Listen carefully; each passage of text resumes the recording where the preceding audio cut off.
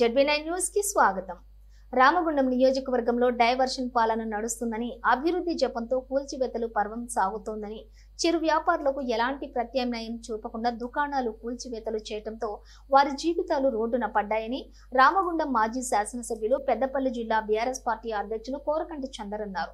శనివారం గోదావరి ఖానే టీబీజీకేఎస్ కార్యాలయంలోని ఏర్పాటు చేసిన విలేకరుల సమావేశంలో ఆయన మాట్లాడుతూ, రామగుండం పారిశ్రామిక ప్రాంతంలో అభివృద్ధి సుందరీకరణ పేరుతో ఎన్టీపీసీ గోదావరి ఖానీలో చిరు వ్యాపారుల దుకాణాలను కూల్చేస్తూ వారి యొక్క జీవితాలను రోడ్డు మీదకు తీసుకువచ్చారని, వారు దినదిన గణంగా బతికే పరిస్థితి నేడు నెలకొందన్నారు. ఎన్నికల్లో ప్రజలకు ఇచ్చిన హామీలను నెరవేర్చకుండా ఈ ప్రభుత్వం, ఈ ఎమ్మెల్యే దాటవేస్తున్నారని చెప్పి ప్రజల గొంతుకగా ప్రజల పక్షాన ప్రభుత్వాన్ని, స్థానిక ఎమ్మెల్యేను ప్రశ్నిస్తున్నామన్నారు.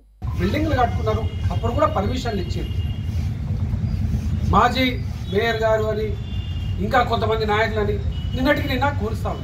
అసలు ఎవరు చేస్తున్నారు, ఎందుకు చేస్తున్నారు, దాని మీద ఎమ్మెల్యే గారు తప్పకుండా సమాధానం చెప్పాలి. అభద్రతలోకి ప్రజలు వెళ్లకుండా చూడాలి. అసలు ఏమి చేస్తాం, ఏం అభివృద్ధి చేస్తాం? ఈ గోదావరి ఖనిని సుందరీకరణ చేస్తూ ఉంటాం. గత వైభవాన్ని తెస్తా అంటే గత వైభవంలో ఇవన్నీ లేవు. మీకు కనీసంగా గోదావరి ఖని సంగతి, గోదావరి ఖని పరిసరాల కోసం, ఇక్కడి పరిస్థితుల కోసం తెలిస్తే మాత్రం గత వైభవం తెస్తాను అన్నారు, పూర్వ వైభవం తెస్తాను అన్నారు. పూర్వ వైభవం అంటే ఇది ఒక గ్రామ పంచాయతీ, పూర్వ వైభవం అంటే ఇది నోటిఫైడ్ ఏరియా, పూర్వ వైభవం అంటే ఇది మున్సిపాలిటీ, పూర్వ వైభవం అంటే ఈ ప్రాంతంలో ఉన్నటువంటి సింగరేణి కార్మికులు 40,000 మంది కార్మికులను తేవడం మీ పుణ్యమే కదా. గోల్డెన్ షేకాండ్ పేరిట వేలాది మందిని కార్మికులను తరలించింది. ఇలా OCP3 బ్లాస్టింగ్ జరుగుతుంది. మా బొట్టు రజిత రవీందర్లు ఆ బ్లాస్టింగ్ విషయంలో మాట్లాడుతూ ఉన్నారు. అధునాతనమైనటువంటి టెక్నాలజీ వచ్చింది. మరి ఇక్కడ ఉన్నటువంటి బ్లాస్టింగ్లను జరుగుతుంటే ఇల్లు కూలిపోయేటువంటి పరిస్థితి ఉన్నది. వాటి మీద మాట్లాడండి. ఈ సింగరేణి యాజమాన్యంతో, ఈ సింగరేణి యాజమాన్యం చేయాల్సింది ఉన్న ఇళ్లను, క్వార్టర్లను కూలగొట్టడం కాదు. ఉన్న క్వార్టర్లను, ఉన్న ప్రజలకు మౌలిక వసతులు, సౌకర్యాలు కల్పించండి. ఈ సందర్భంగా స్థానిక ఎమ్మెల్యేను మేము డిమాండ్ చేస్తూ ఉన్నాం.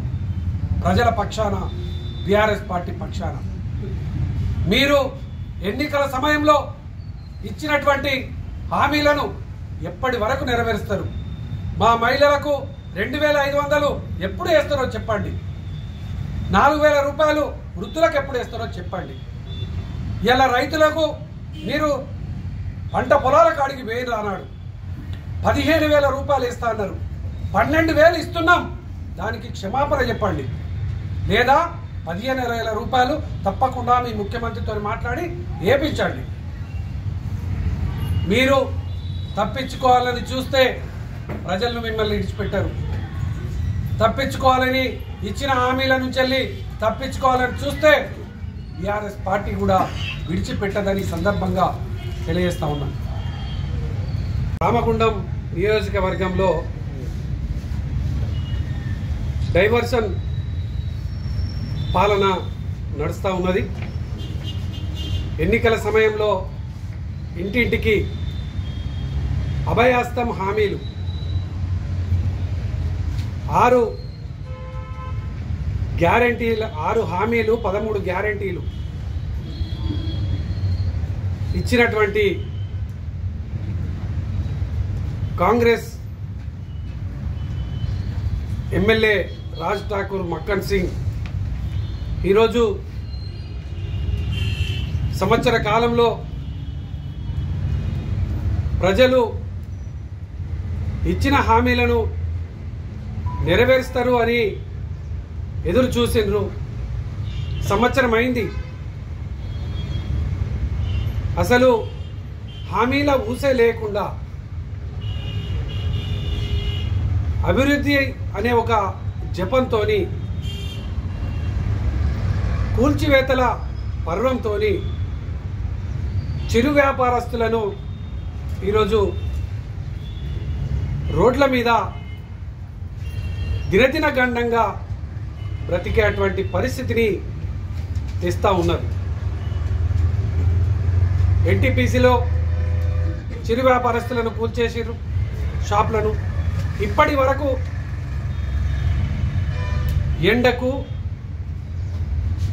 నీడ లేకుండా వర్షానికి తడుస్తూ ఇలా వ్యాపారం చేసుకునేటువంటి దుస్థితిలోకి వచ్చింది. ఇక్కడ ప్రధాన చౌరస్తాలో కూడా అదే పరిస్థితి. దినదిన గండంగా వ్యాపారులు ఈరోజు రామగుండంలో బ్రతుకుతూ ఉన్నారు. ప్రజలందరూ కూడా మాకు ఇచ్చిన హామీలు ఎవి అని అడిగితే కనీసం వాటి మీద ఏమీ మాట్లాడకుండా ఎలా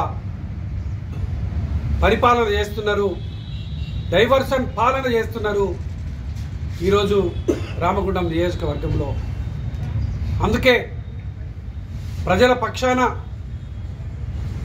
ప్రజల గొంతుకగా ఇలా మేము స్థానిక ఎమ్మెల్యేను, ఈ యొక్క ప్రభుత్వాన్ని ప్రశ్నిస్తూ ఉన్నాం.